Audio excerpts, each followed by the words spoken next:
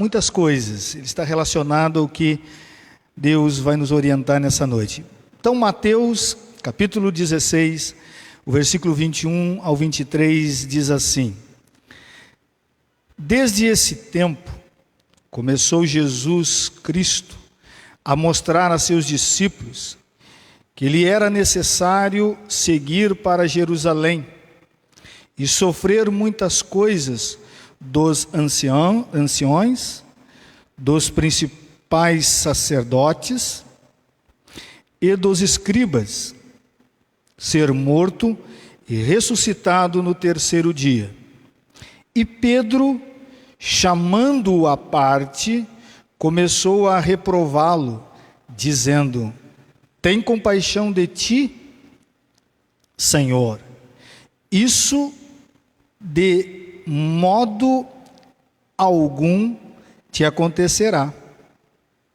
Mas Jesus, voltando-se, disse a Pedro: Arreda-te, Satanás, tu és para mim pedra de tropeço, porque não cogitas das coisas de Deus, e sim das dos homens. Glória a Deus. Vamos agora para o Evangelho de Lucas, irmãos. 3 livros logo depois, né? O melhor dizendo, depois de Marcos, um livro, né? Depois de Marcos é Lucas. Lucas, o capítulo 18. Lucas 18, do 31 ao 34. O terceiro livro do Novo Testamento. Lucas, capítulo 18, do 31 ao 34. Eu vou ler, os irmãos só acompanhem nas suas Bíblias. Tomando consigo os 12, disse-lhes Jesus: Eis que subimos para Jerusalém, e vai cumprir-se ali tudo quanto está escrito por intermédio dos profetas, no tocante ao Filho do Homem. Pois será ele entregue aos gentios, escarnecido, ultrajado e cuspido. E depois de o açoitarem, tirar-lhe-ão a vida, mas ao terceiro dia ressuscitará. Eles, porém, nada compreenderam acerca destas coisas, e o sentido destas palavras eram-lhes encoberto, de sorte que não percebiam o que ele dizia. Vamos orar, meus amados irmãos, para que Deus nos dê graça nesta palavra. Pai querido, Pai santo, nós estamos aqui nessa noite maravilhosa, estamos aqui para glorificar e exaltar e bendizer o Teu nome.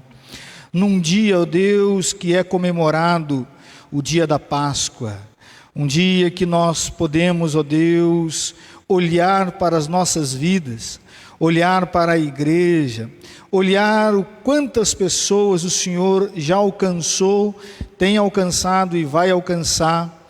Ó Deus, depois de ter passado por aquela dolorosa via que há 2000 anos atrás, ó Deus, ou mais de 2000 anos atrás, o Senhor teve nessa terra, ó Deus, voluntariamente veio aqui, morreu naquela cruz, para que todos nós fôssemos beneficiados.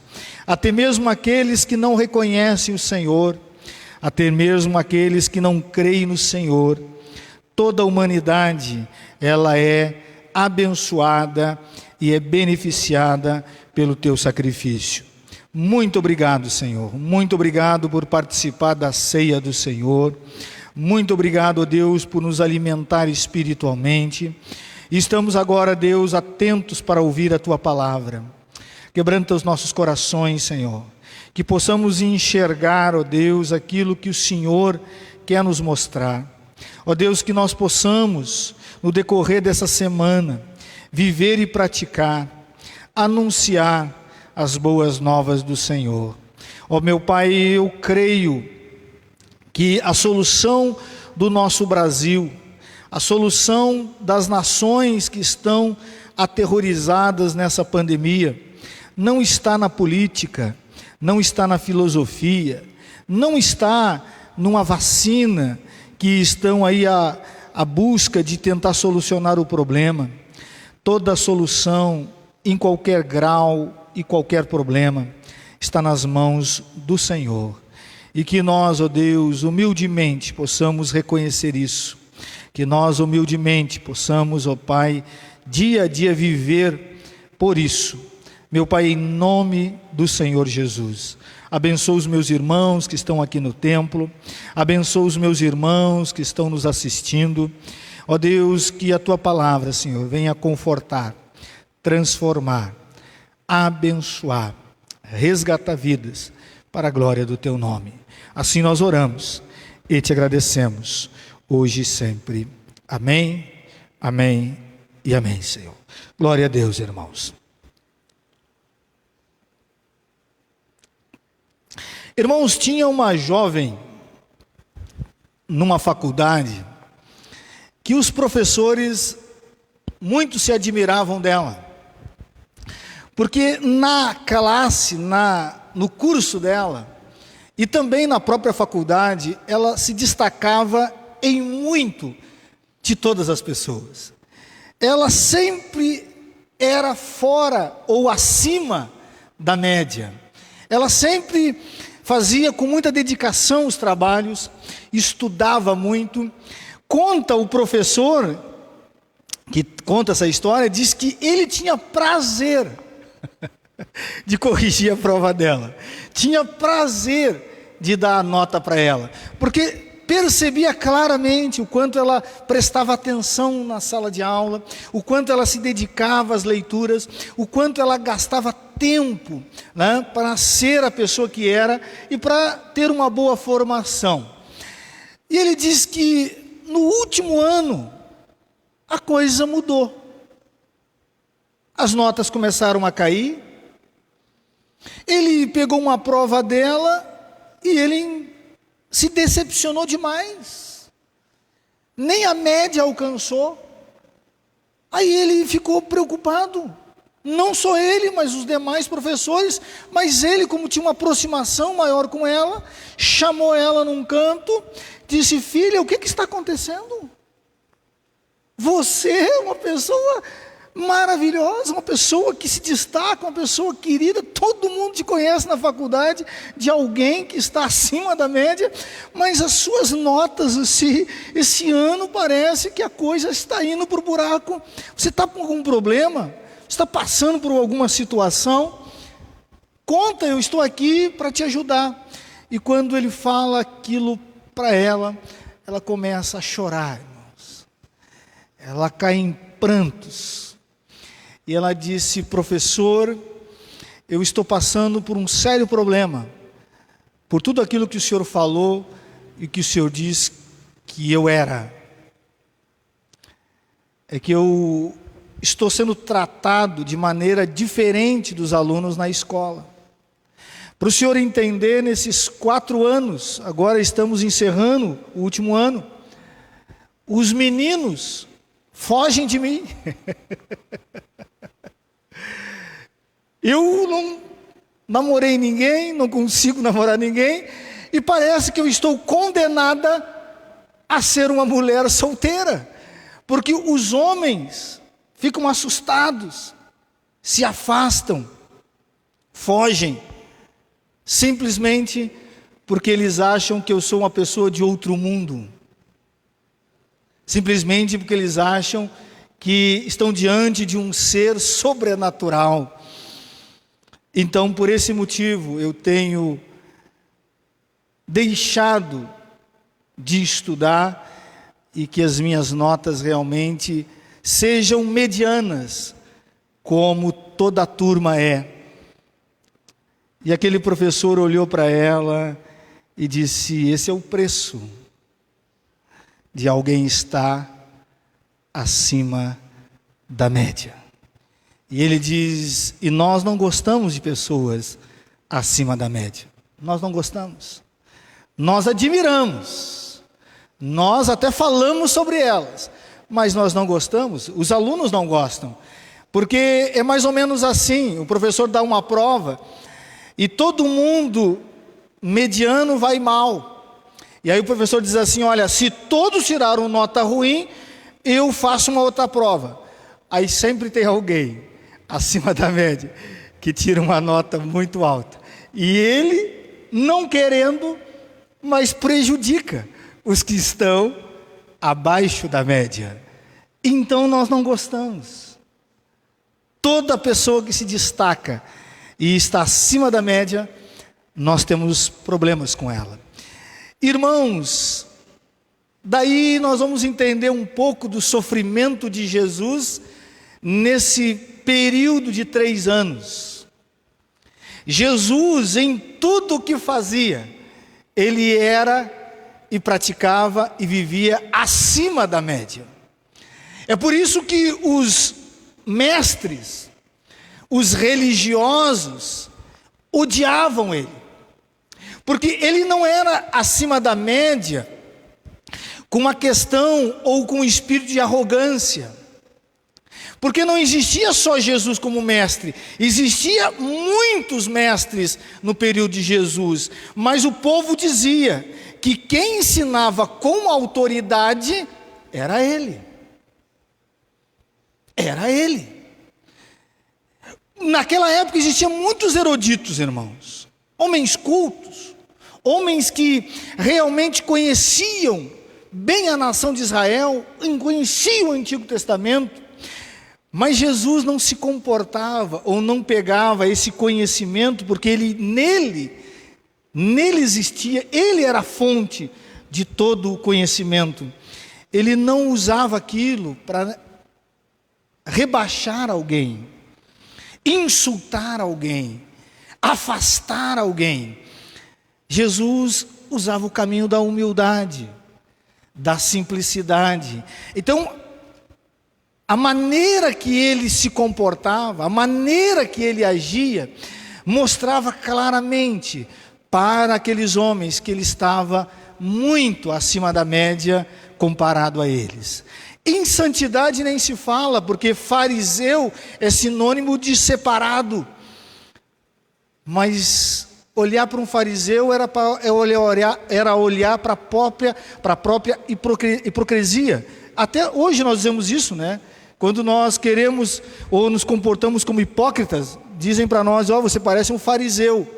Jesus demonstrava a sua santidade, não se afastando das pessoas, mas indo e caminhando com as pessoas.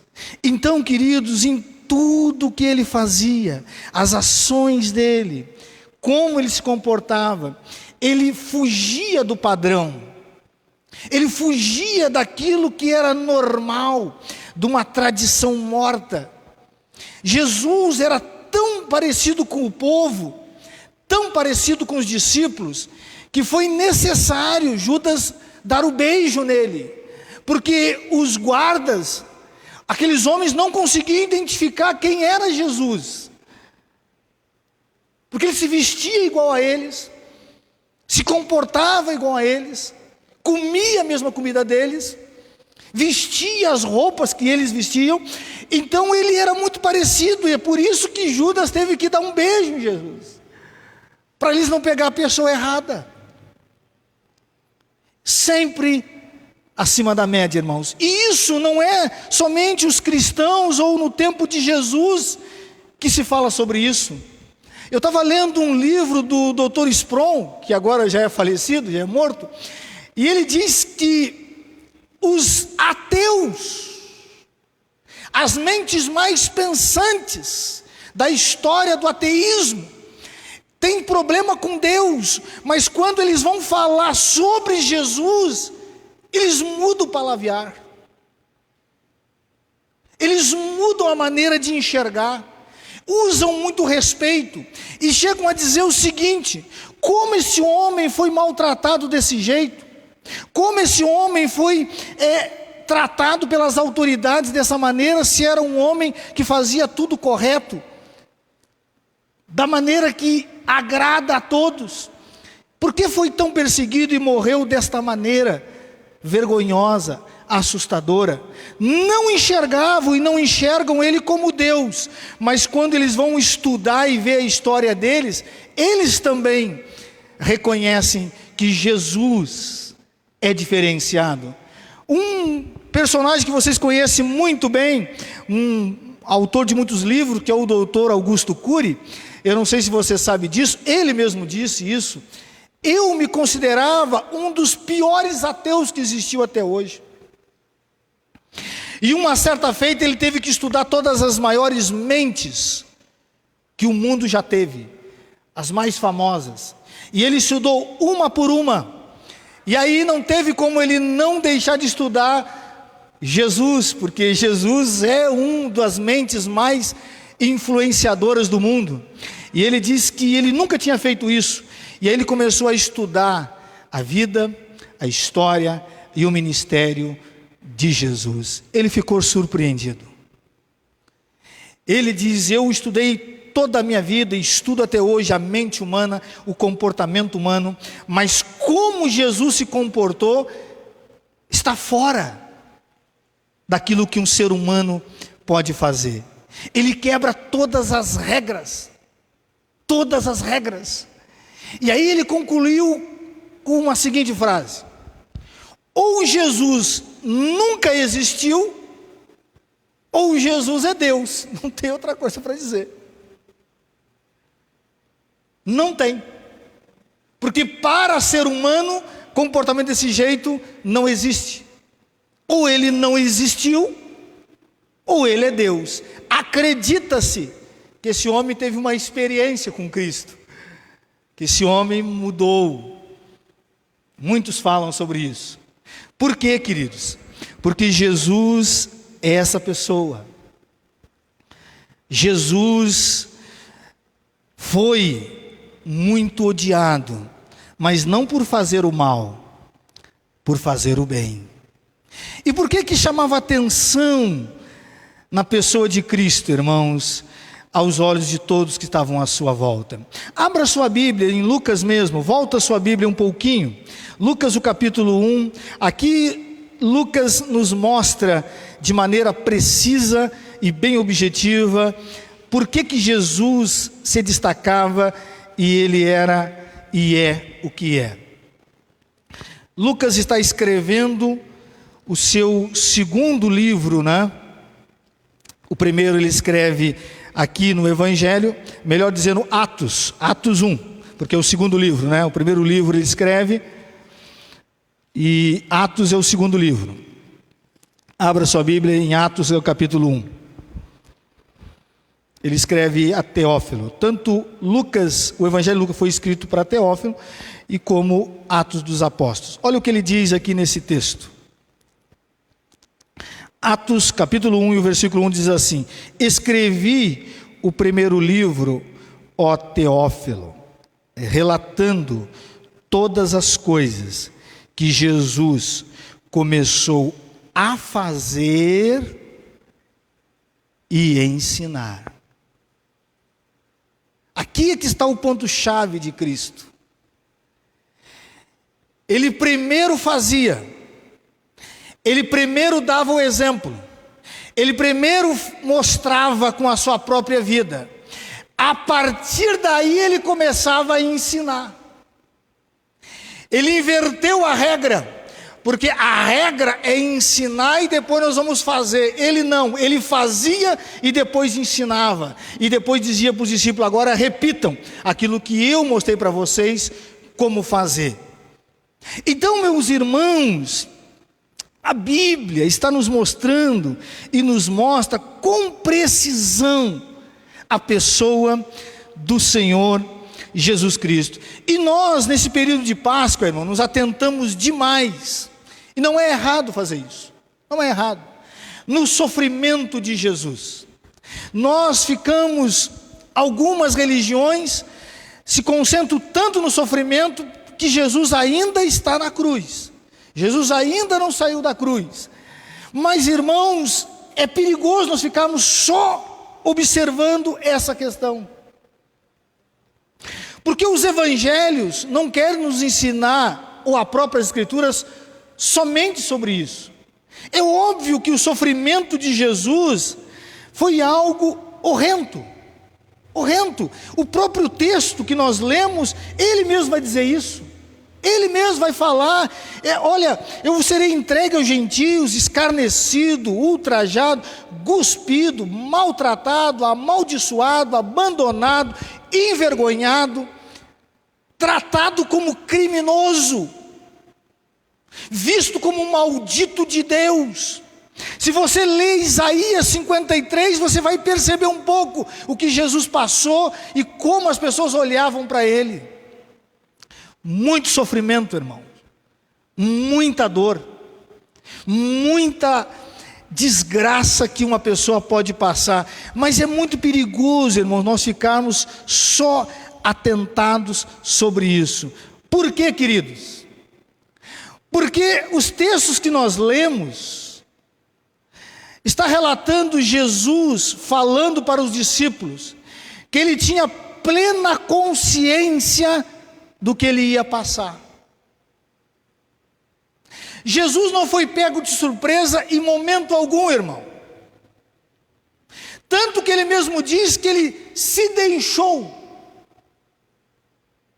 que ninguém tirou a vida dele, ele entregou a sua vida.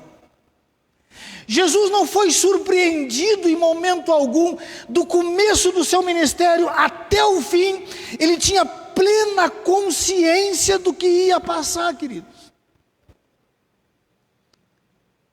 O primeiro texto que nós lemos de que Pedro está repreendendo Jesus, que a palavra ali reprovar é repreender. Jesus começa então a falar sobre o que ia acontecer, já relatando a sua crucificação. Pedro, irmãos, que é muito normal, e Pedro sabia o que ia ser uma pessoa crucificada. Pedro diz: Senhor, tem compaixão de ti. O senhor está louco? O que é isso? Isso não é ser uma pessoa sã. Aí Jesus percebe que Pedro está sendo usado pelo diabo, por Satanás. Arreda-te, Satanás. Mais à frente, Jesus vai tornar a falar sobre a sua morte, sobre a crucificação e a ressurreição. E diz o texto que os discípulos estavam preocupados quem era o maior no reino. A preocupação dos discípulos é quem ia sentar à direita ou ia sentar à esquerda. E Jesus está falando do seu sofrimento. E Jesus percebeu que eles não estavam nem aí para aquilo que ele estava falando. O último texto que nós lemos, irmãos, Jesus novamente está falando sobre o seu sofrimento, como ele vai passar, como ele vai ser envergonhado. E o texto diz assim: eles, porém, nada compreenderam acerca destas coisas. O sentido, diz ali no 34 e Lucas 18, o sentido destas palavras eram-lhes encoberto, de sorte que não percebiam o que ele dizia. Irmãos, eu acredito que aqui está a dor maior de Cristo. De pessoas que caminharam com ele 3 anos. E ele falou várias vezes. Pedro se comporta como um maluco. Os outros permitiram que a arrogância tomasse o coração deles. E agora ele percebe que tudo que ele fez até aqui, eles não estão entendendo nada. Ele está dizendo o seguinte: eu estou praticamente sozinho nessa caminhada. Ele convida os discípulos para orar por ele, ou orar com ele. O que eles vão fazer? Dormir. Então, queridos, aqui acredito que seja a maior desgraça que alguém pode passar. Porque, irmãos, você sabe e eu sei, que ninguém está isento de passar por sofrimento. Nessa terra é impossível. O que dói em nós é quando nós falamos do nosso sofrimento para alguém, seja ele físico, emocional, espiritual, seja algum trauma, e você começa a falar para as pessoas, e as pessoas não estão nem aí, tratam aquilo como algo banal. O problema é seu. Se as pessoas dessem atenção umas às outras, não precisaria existir psicólogos, irmãos, que são pagos para que ele escute você, para que você fale e ele preste atenção.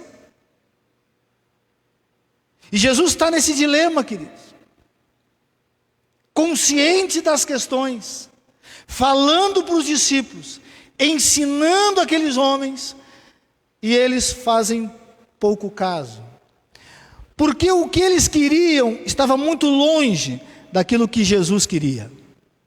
Eles queriam a glória, eles queriam a exaltação, eles queriam aparecer, e Jesus tinha o discurso da humildade, da simplicidade, do descer.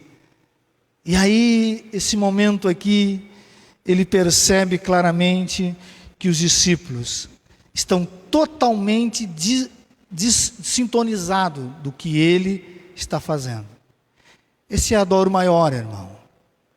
Eu vou dizer para os irmãos que não é na dor de Jesus que nós temos que nos atentar, queridos. O que nós temos que nos atentar é que o que Cristo fez, num processo difícil, num processo que ele estava ajudando pessoas, caminhando com os discípulos, ele estava demonstrando para todos nós, como demonstrou para aquele povo, o que é misericórdia e graça de Deus por um povo. Um povo que sempre o rejeitou, um povo que sempre virou as costas, e agora o próprio Deus encarnado em Cristo vem à terra, e eles fazem a mesma coisa que fizeram todo o período do Antigo Testamento. Aqui está, irmãos, o cerne maior da questão.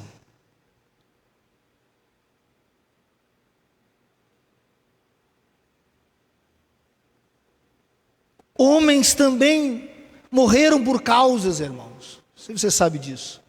Mas como Jesus morreu, a maneira que ele morreu e a consciência que ele tinha das coisas, só ele.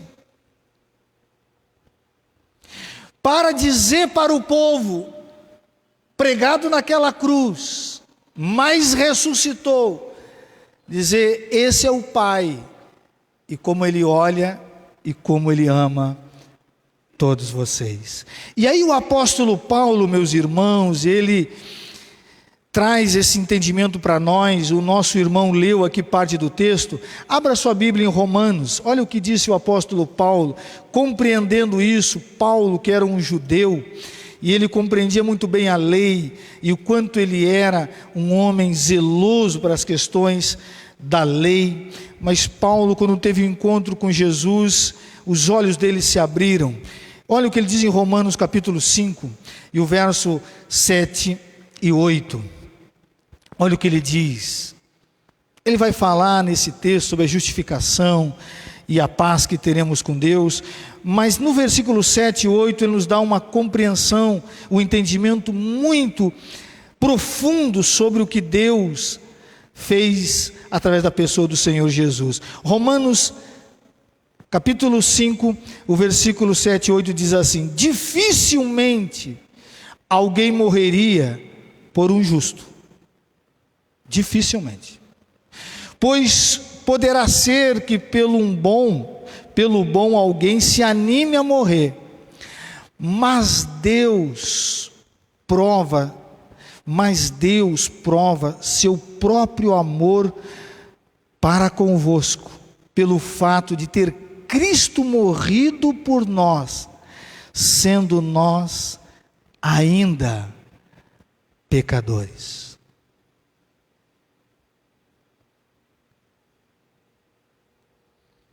Aquilo que eu falei para os irmãos na congregação.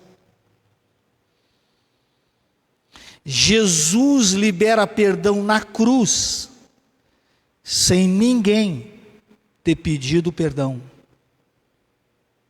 Muito pelo contrário, é só você ler o texto. Ele libera o perdão e o povo fica mais amotinado ainda.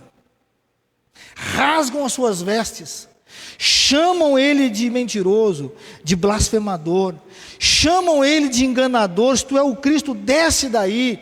Colocam vinagre na sua boca. Piora a situação depois que ele libera o perdão, dizendo: Pai, perdoa-lhes, porque não sabem o que fazem. Jesus mostrando que Deus, quando olha para o homem, não olha com os olhos de querer destruir o homem. Quem auto se destrói é o próprio homem. Deus não faz armadilhas, tramas.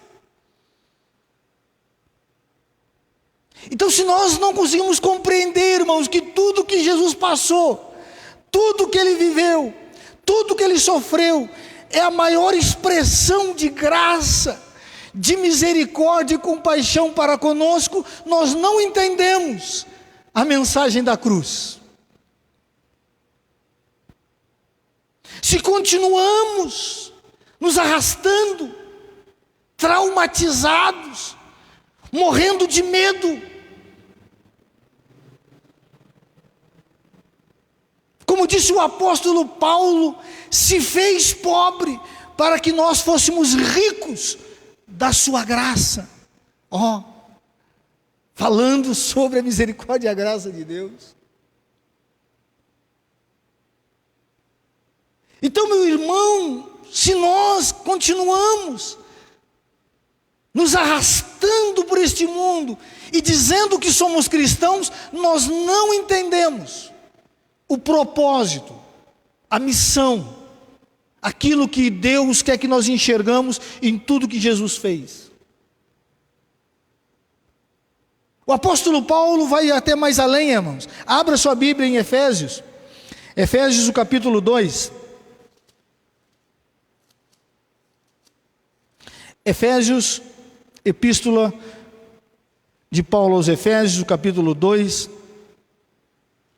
Texto muito conhecido dos irmãos, acredito muito lido, principalmente pelo povo presbiteriano.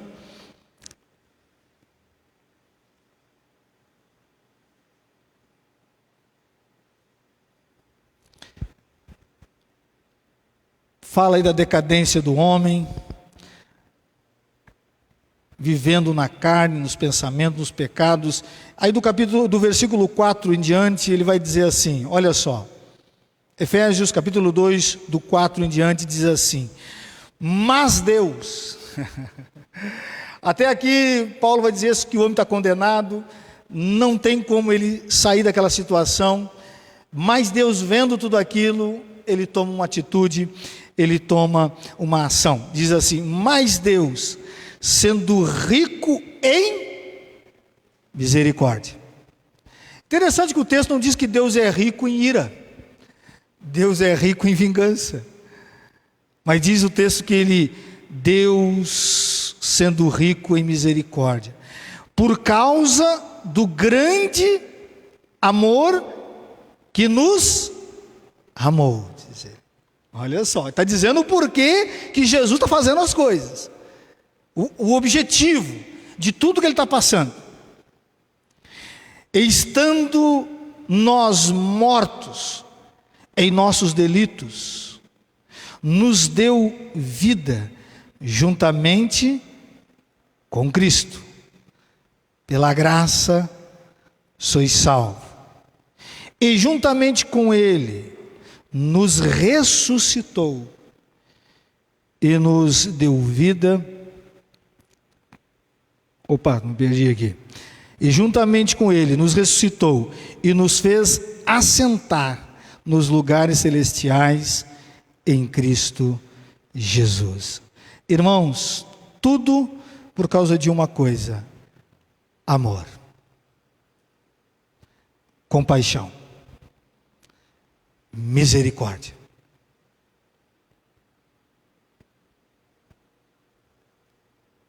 É uma ignorância nós queremos imitar o sofrimento de Jesus. Ah, não, eu vou me flagelar porque Jesus... Graça, irmãos. Se nós olharmos para tudo que Jesus passou, o que ele viveu naquele momento doloroso, e não enxergarmos essa bondade, essa misericórdia, esse amor de Deus, nós não entendemos ainda a obra, a missão, o propósito de Cristo. E como é que eu sei quando a pessoa não compreendeu ou compreendeu? O comportamento dela. Não é, irmãos, as palavras, porque tem muita gente que diz que ama Jesus, que crê em Jesus, que está salvo, o nome escrito no livro da vida, mas a postura, o comportamento, as atitudes negam isso. Crentes consumidos pelo medo. Quando João diz que o amor lança fora todo medo, que amor ele está falando, irmão? Amor carnal? Quando Paulo diz que o amor tudo crê, tudo espera, tudo suporta, diz ele.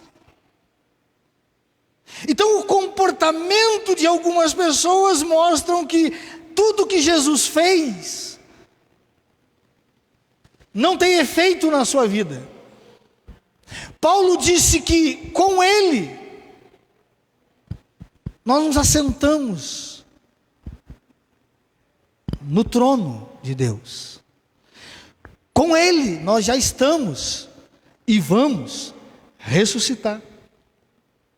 A preocupação é se eu vou morrer hoje ou se eu vou morrer amanhã. Meu irmão, deixa de ser um ignorante.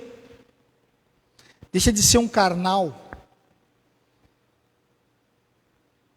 Como disse uma frase que eu escutei, eu achei muito interessante. Se o coronavírus nos matar, ou me matar, ou matar você, morto ou vivo, na terra ou no céu, estaremos com Ele. Isso é que é o mais importante. Não é o tempo que eu vou durar na terra. Se durar tempo na terra, glória a Deus, com Ele estarei.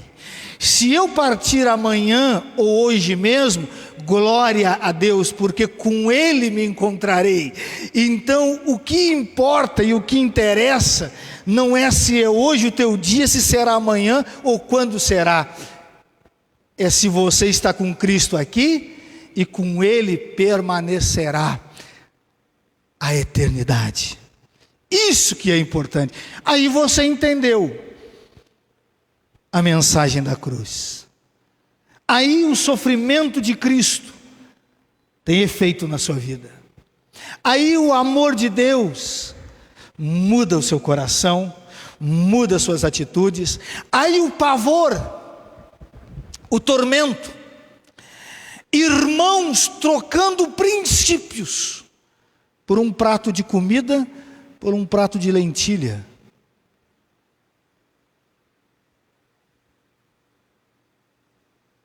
Mas eu entendi a mensagem da cruz, eu amo a Jesus e eu sou um eleito de Deus. Essa é a conversa fajunta, carnal e mundana. Sendo que Paulo diz que nós somos ovelhas, que todos os dias estamos caminhando para o matadouro. Então você pode ser chamado hoje, Kleber, para ir para o matadouro. E diz Paulo que nós temos que ir felizes, alegres, triunfantes e tranquilos. E muito honrados que estamos sendo levados como ovelhas para o matadouro. Porque o nosso pastor é o Senhor Jesus. Então, meu amado irmão, eu vou colocar algumas coisas aqui. Eu vou pedir para um irmão ali mexer no cabo aqui, para ver se volta a imagem, porque eu acho que a imagem até já desapareceu.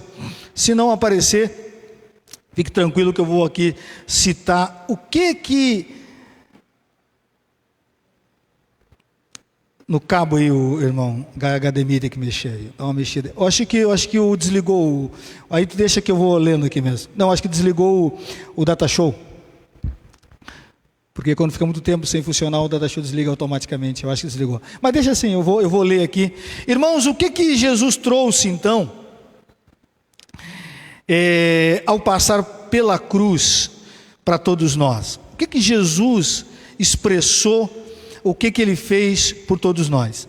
Eu vou ler aqui, os irmãos me acompanhem. Se caso apareça depois ali, nós colocamos para os irmãos enxergar. Mas guarde no seu coração o que Jesus, ao ter passado pelaquela cruz, trouxe para nós. Primeira coisa, a nossa filiação, irmãos. Ninguém era digno de ser chamado filho de Deus. Ninguém tinha o registro de Deus na sua vida. E Jesus, quando passa pela cruz, Ele nos deu essa honra, Ele nos deu essa graça. Vou colocar aqui, o irmão conseguiu. Então a primeira coisa, queridos, que Ele nos abençoou, a nossa filiação. Hoje nós somos honrados, irmão. Nós não falamos da boca para fora que somos filhos de Deus. Jesus disse, o apóstolo João disse isso, que quando nós cremos no Senhor, recebemos essa autoridade, esse poder de ser chamados filhos de Deus, registrados e carimbados. Segunda coisa, queridos, a nossa salvação. Irmãos, ninguém vai chegar no céu sem passar por Cristo. Ninguém, irmãos. Não caia nessa armadilha, meu irmão, porque o seu filho é muito bonzinho, que o seu amigo faz boas ações, que a minha mãe é uma mulher incomparável. Se não estiver em Cristo, não há salvação. Não há salvação, como diz a Bíblia, fora de Cristo. E quando Ele foi para aquela cruz, passou para aquela cruz, Ele está dizendo: queridos, meus amados, a eternidade é algo real. Esse corpo cansado de vocês, que quando a gente começa a envelhecer, a gente sente isso. Isso vai acabar. Todos serão revigorados. Salvação, irmãos. A nossa libertação, queridos. Jesus passa pela cruz para dizer: você está livre. Você está liberto. Não pelos teus méritos, não pela tua capacidade, aquilo que o apóstolo Paulo, em Cristo, somos mais que vencedores. É como eu disse para os irmãos, Jesus já liberou isso. É nós que ficamos arrastando os nossos traumas. A nossa reconciliação, irmãos. Irmãos, muitas pessoas até evangélicas acreditam ainda que elas precisam da oração do pastor para conversar com Deus. Elas precisam de intermediários. Não precisa, querido. Jesus veio conectar você, reconciliar você com o Pai.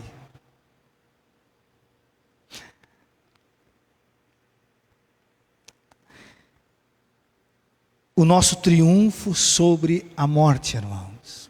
O que atormenta as pessoas hoje, irmãos? A morte. A morte está caminhando hoje nas ruas, por todo lugar.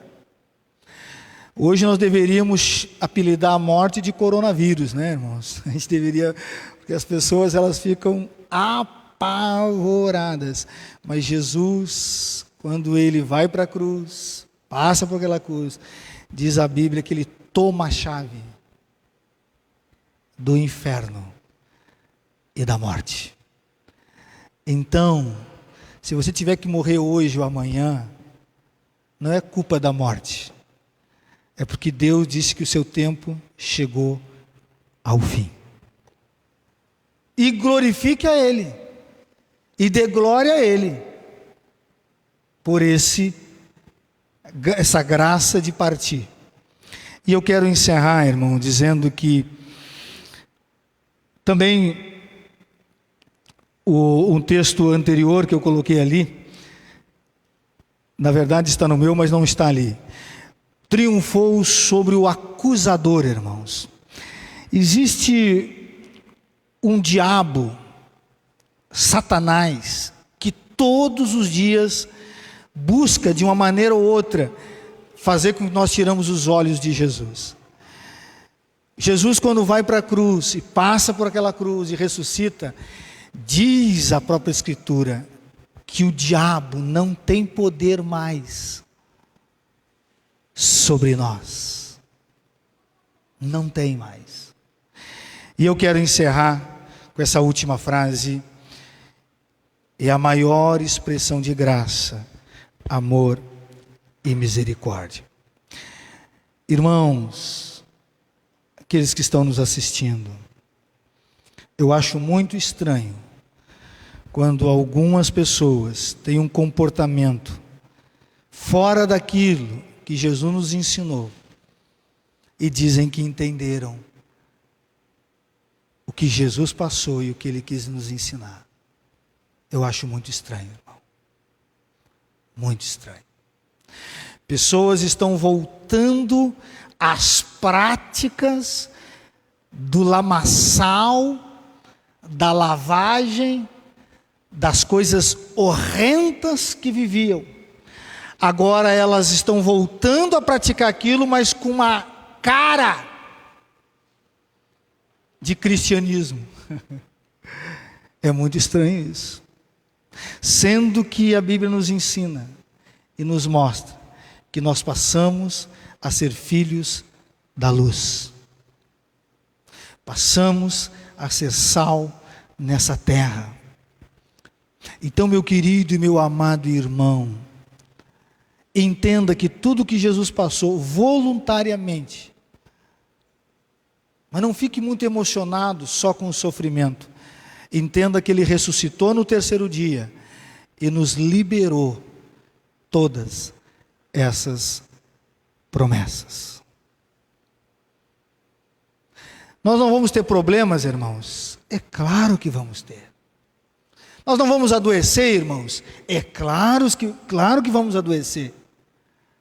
Nós não vamos ter embates com as pessoas? É claro que nós vamos ter.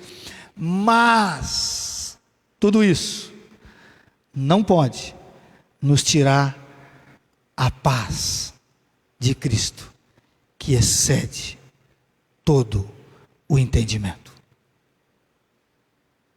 Não pode. Os conflitos. Será que eu vou ter condições de pagar as minhas contas no final do mês? Esse é o problema, né, irmãos? O que vamos comer, o que vamos vestir e aonde vamos morar. É sempre essa conversa no meio do povo de Deus. Se você entendeu a mensagem da cruz, se você entendeu o que Cristo conquistou por nós, essas preocupações serão periféricas. Essas preocupações não tirarão mais o teu sono. Porque se nós somos filhos do Altíssimo, então tudo que existe também é nosso. Agora precisamos viver em paz, tranquilos. Como eu disse para os irmãos, em ansiedade, em agitação, o máximo que tu consegue de Deus é uma disciplina, é uma repreensão. Jamais uma promessa cumprida. Então, meu amado irmão e minha amada irmã, viva em paz. Desfrute das conquistas do Senhor.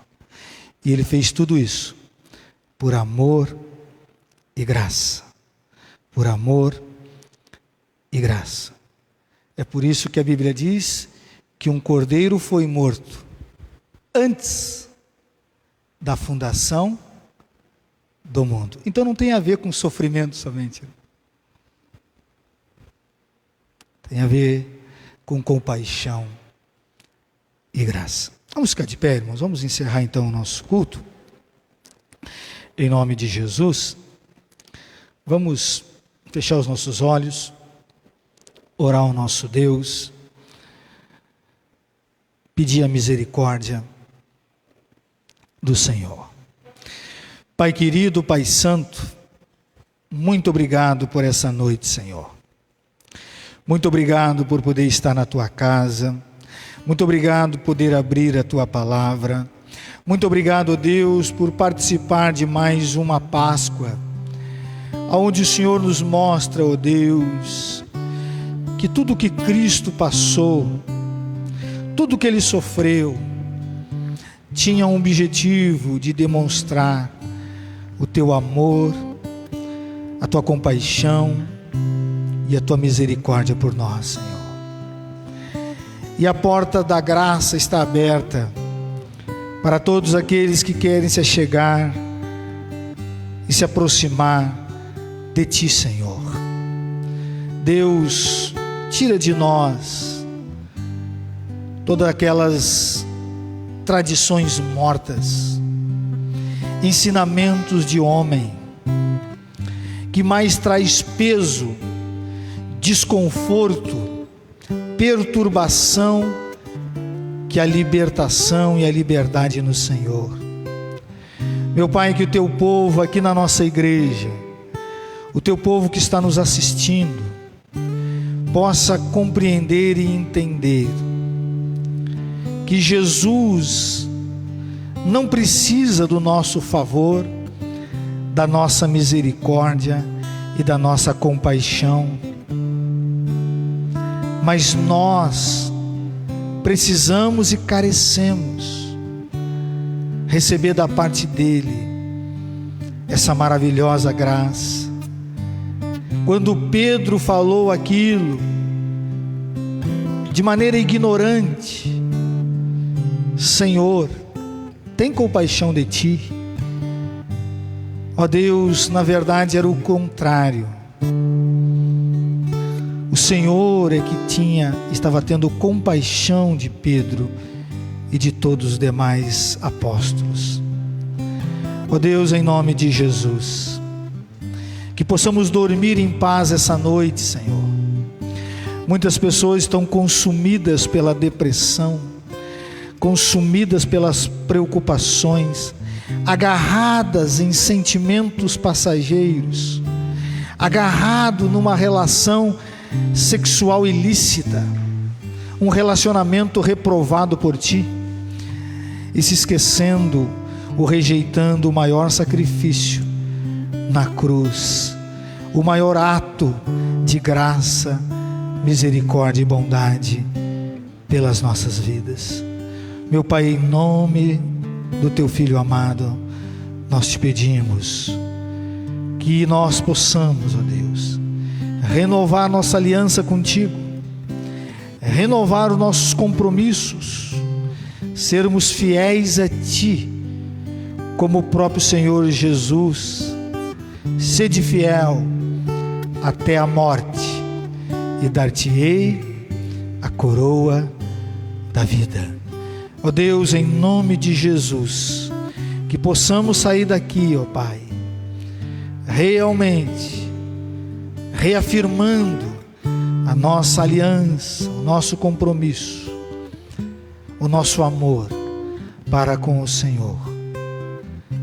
Que a graça manifestada na pessoa do Senhor Jesus o amor do Pai, o poder e as consolações do Espírito Santo estejam sobre nós, irmãos, hoje e sempre. Amém, amém e amém, Senhor.